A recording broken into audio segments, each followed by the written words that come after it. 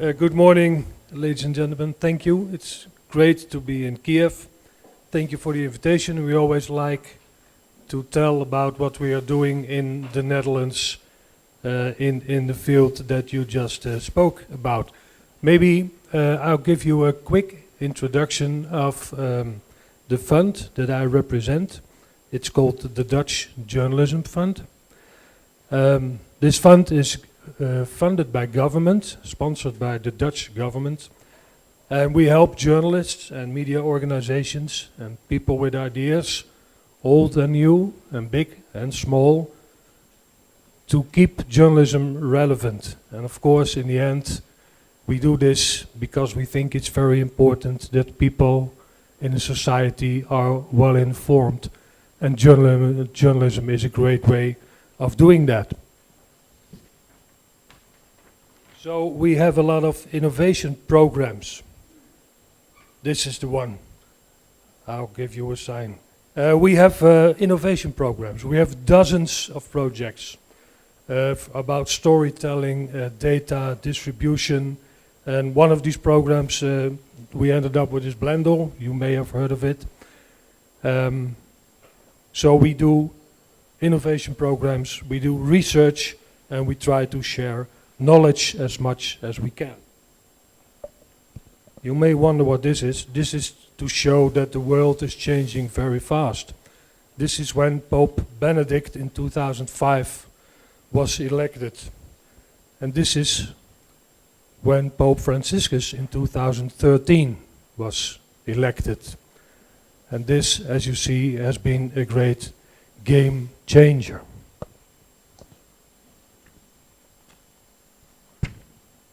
So in the Netherlands,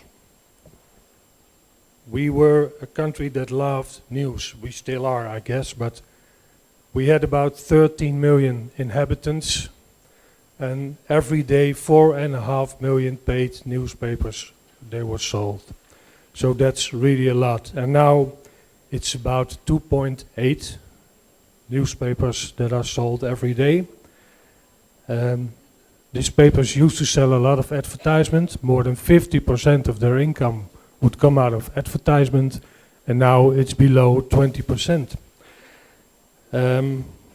I think in television it's not very different, because linear television is slowing down. People want something else. This, of course, is what changed the field. And soon, as you know, there will be glasses to watch media, and there will be watches to do that. So we challenge people, young people, to come up with new ideas. What we do is help them to make their ideas better and make these ideas sustainable. And in the end, they get a prize. The best ones, as you see, much happiness going around, because they get money from us, and they get a workspace, and they get coaches to make sure their ideas will sustain. And then, in the end, we try to introduce those new ideas to traditional media parties and to investors. Now this is, I guess, what it's all about. Traditional media partners like the ones on the left, because they read newspapers, they buy newspapers, and they watch the evening news. And it's the ones on the right, we don't know what to do with them. We don't know what they really want. And we learned some lessons, of course. We learned that this is going to cause a gap in society between people who have the means to stay in touch, to know what's going on in the world, and people who don't. And they rely on free news, and it should be exciting, and they want news to be in the line of what they already think. And we think that's a very big problem for society. And we learned that we need guys like this in the media field. We really need to get friends with people who know about data and know about algorithms. And we learned that timing is very, very, very important.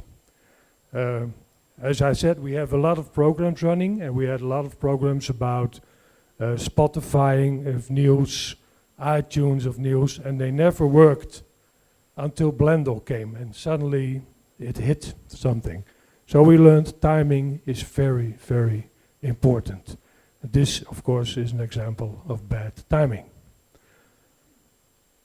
Now, we would like to know what the future is going to bring, but we don't really know. I don't know if this works. Should I? This is a movie.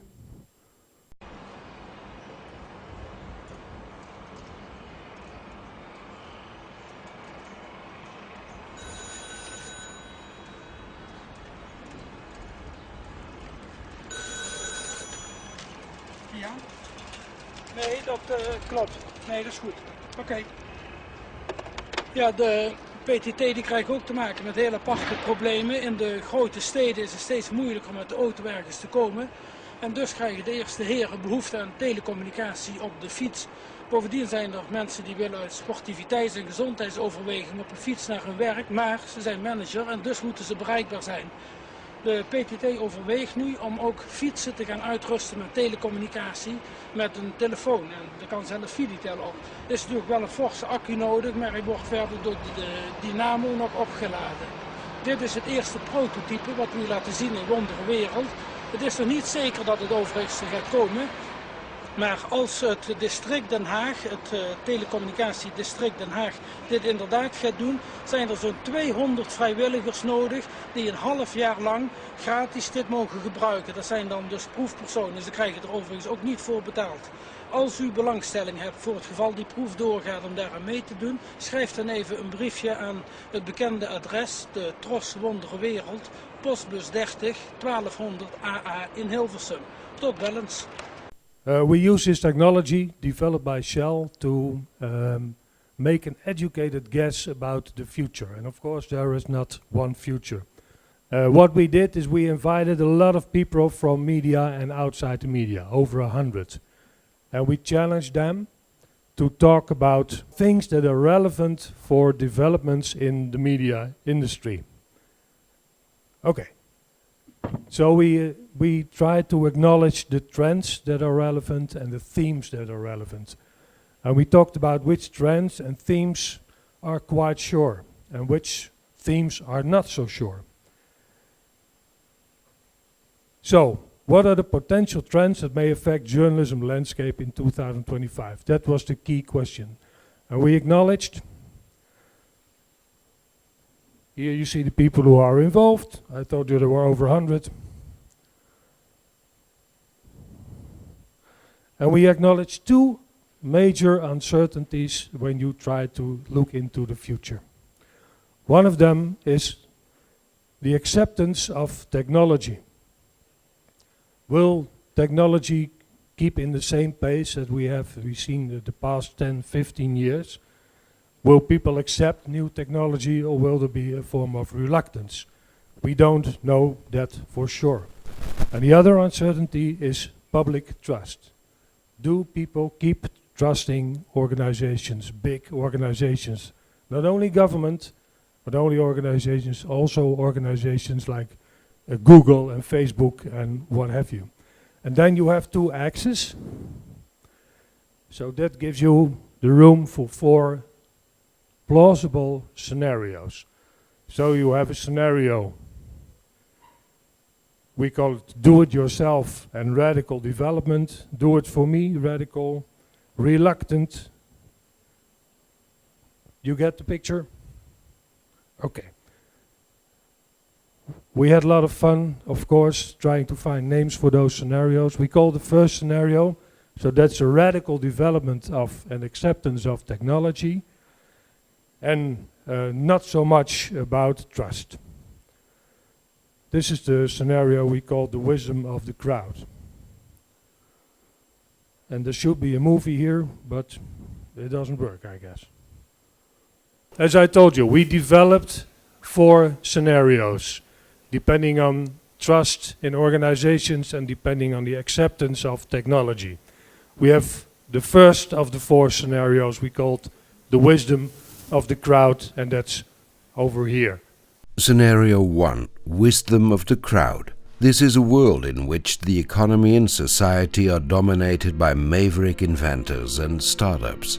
The government has been forced back into a more service-based role, and the influence of powerful internet corporations such as Apple and Facebook has been significantly reduced.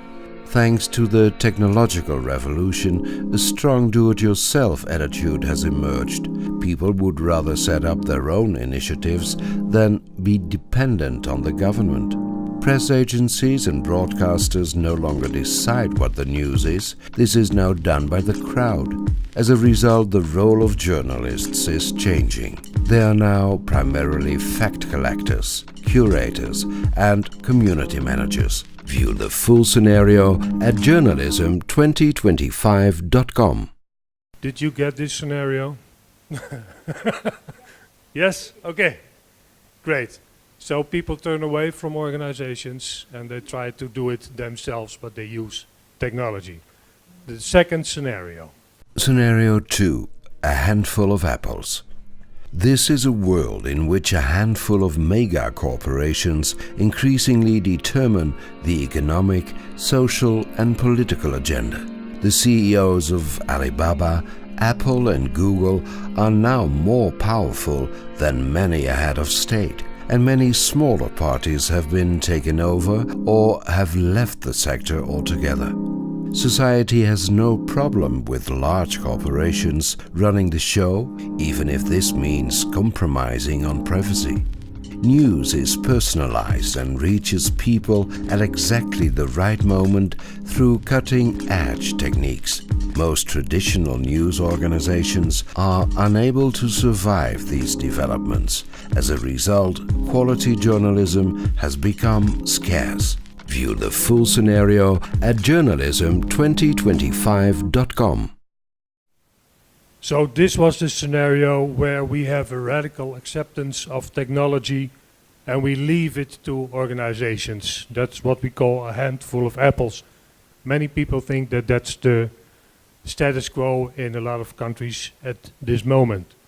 The third one we called the Shire. As you see, there is reluctance towards the development of technology, and there is people are backing away from organizations. You've probably seen the Tolkien movie, so you recognize the Shire. Yes, please. Scenario 3. The Shire. This is a world in which moderation, independence, and caution are highly valued. There's less trust in the government, and solidarity has become a key value within society. Cybercrime and privacy violations have occurred frequently and on such a large scale that it has led to the general opinion that technology should be approached with considerable caution. Many press publishers from the zeros have gone under. Instead, news is shared on community-based websites, which are contributed to by both citizen journalists and the professionals. The media landscape has been transformed into a patchwork of small-scale titles with a mainly regional focus. View the full scenario at journalism2025.com. The third scenario, the last scenario, is here when people rely on institutions and organizations and they are reluctant towards the development of technology. And we call this one Darwin's Game. Scenario 4. Darwin's Game. This is a world in which the once influential institutions have successfully managed to adapt. The speed of technological progress has slowed down and existing techniques are fully exploited. The journalistic landscape has evolved. By once again making their brands relevant, a few traditional publishers are successful in reducing the spiraling reduction in their reading and viewing figures. They present themselves as transparent and accessible and collaborate with startups. The public expects journalism to continuously prove itself and is not loyal to one specific brand. View the full scenario at journalism2025.com. So I hope that you have heard this and that you understand the grasp of what we did, how we came to make those 4 scenarios. Of course, none of these scenarios will be true in 2025. There will be a mix of those scenarios. But if you look at them, there will be some things that are true in all of these 4 scenarios. And that's very helpful. If you are a publisher of newspapers, it learns you that it's probably not very wise to build a new printing factory. And if you're a broadcaster, it helps you to remind you that linear television watching is going to fade away, and there will be other ways how people are consuming their media. So, if you can have the next one, please. We think this served in the Netherlands, but in many other countries, as a sort of wake-up call. And that has to do with the fact that you bring together a lot of people who are involved in media, and you force them to think about the future, and you force them to face reality. So it gives a feeling of togetherness, which was very valuable in the Netherlands and many other countries. Please. And as I told you, we have this site, journalism2025.com. You can find it, and you will find toolkits you can use yourself if you are thinking about a strategy for yourself or your company or your school or whatever. Please. And of course, it's very important not just to see which mistakes you can avoid and how you can prepare, but also maybe you can find a sort of strategy that will lead you to a desired future, because that's what we all want. Please. This one is here because we won a prize with this. We were the second best global report research on social impact. So we are very proud of that. I'm not sure that was represented by this presentation, but you can see we did win a prize with that. Yes. So this is the link where you can find it all, journalism2025.com. I hope you will all look at it and you will use it. Thank you very much. Якраз час поставити питання. З огляду на ті питання, які ви змоделювали, на ті сценарії, які ви змоделювали, які основні знання потрібні будуть журналісту за 10 років, тобто які є, умовно, зміни в професіональній журналістиці з точки зору його навичок? Яким чином сучасному журналісту, на чому потрібно зосередитися, щоб мати можливість бути професійним і активним за 10 років? Well, as you have seen, that differs in each of the scenarios, but one thing will be true in all of the scenarios. We had a sort of natural cause of doing things. If you were a journalist, you were educated to be a journalist, you would probably go to a newsroom, a big newsroom like The Independent or a broadcasting newsroom, and they would tell you what to do, and all this is going to change very rapidly. We think and we hope that there will be a place for journalists forever. But many journalists must get used to the fact that they are really on their own.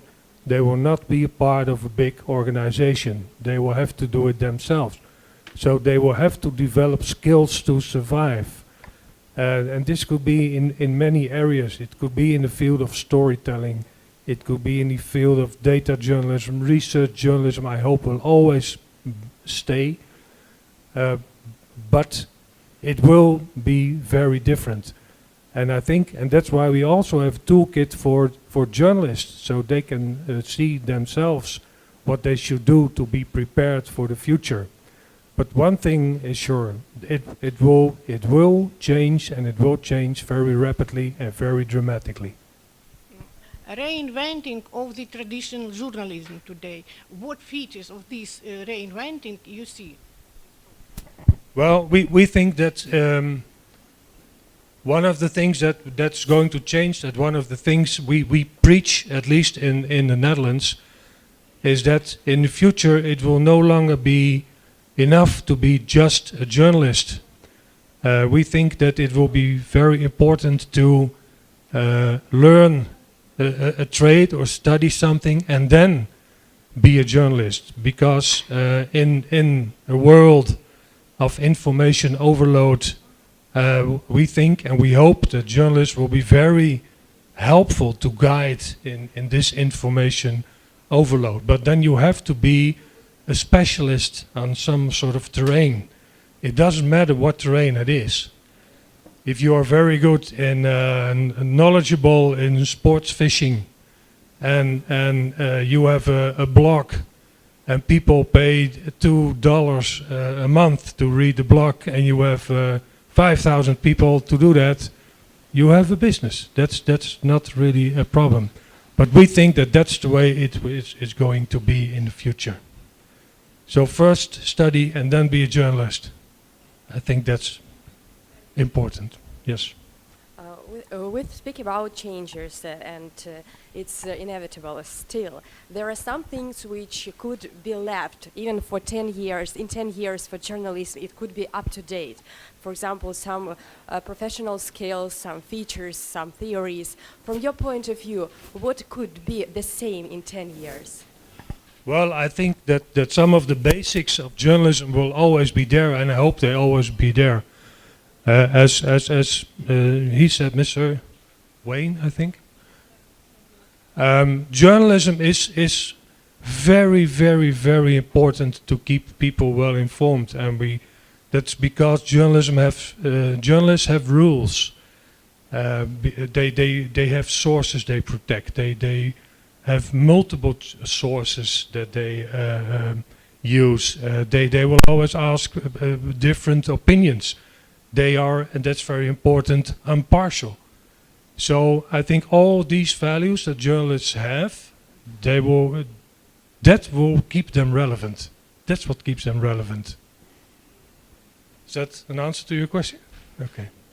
Я хотіла запитати, яким чином ви бачите розвиток журналістики от в випадку, коли стандартів недостатньо? От є стандарти, які в країнах Європи чи Америки журналісти апріорі дотримуються, вони їх підписують і вони ними керуються. Якщо таких стандартів не дотримуються, як можна розвинути ці стандарти, як можна розвинути журналістику? I think there are standards for journalism. I think there are standards I think they are recognized worldwide. We think about journalism the same everywhere. Wherever I meet journalists, whether it's in the United States or in Ukraine or in Turkey or wherever, journalists all think the same about their profession. And they think they want to be independent. That's for one. They want to be impartial. They use these standards that we just talked about, their use of sources and about the freedom they should have to publish and tell the story. So I think that's not something that is different in other parts of the world. I think everywhere in the world, journalists think the same about journalism. And that's a good thing, I guess. У мене ще є питання, власне, якщо виглядає так, що наступні 10 років – це останні 10 років великих медіакорпорацій. Якщо я правильно зрозуміла, можливі сценарії. Тобто виглядає так, що журналісти будуть все ж таки або дуже в нішових якихось медіа, або самостійні. Власне, чи вже зрозуміло, якими будуть ці платформи, на яких журналісти будуть самостійними, будуть вести ці блоги про риболовлю або інші якісь питання? Що це буде? Це будуть соціальні мережі, щодо майбутнього яких вже починають бути дискусії, чи вони назавжди з нами, чи ера соціальних мереж пройшла, чи це якісь нові платформи, де це буде відбуватися, і чи буде це на якійсь спільній платформі, або це будуть окремі веб-сайти і окремі якісь тематичні платформи? Well, we have 4 scenarios, and in each of those scenarios, the role of the journalist will be different, as you saw. A big question is, of course, is what the people will do themselves. We talk a lot about everybody is a journalist, everybody is a publisher. That will be of a big influence. For instance, a few days ago, when you had the attacks in Brussels, I saw the correspondent in the Netherlands who is in Brussels, and all he did was was telling us what he saw on Twitter. That's his main source of information. He doesn't need to be in Brussels at all, because he's just telling us the tweets he sees about what's going on. So this, of course, will play a major role, but I don't know how far this will go. Like in the Netherlands, and I know this because I live there, people get a little bit fed up with social media. It's too much. There's too much rubbish there. So that's the gatekeeper you talked about. I think that's going to be very important. So we think that journalists will have a role in as a guide in this information overload. We think there will always be a role for journalists who are great storytellers, but we also think that journalists who are going to be on their own, much more than they used to be, will need to team up. If you want to start something like a website or whatever, you need to team up with people who know about design, and you need to team up with people who know about technique. And we find that you also need to team up with people who know something about marketing, because in the end you should have a model that's sustainable. You want to make a living out of journalism, then people will somehow have to pay for what you do. And you need to think about that and not just go with an idea and after a year it's over. That's a shame of all the efforts.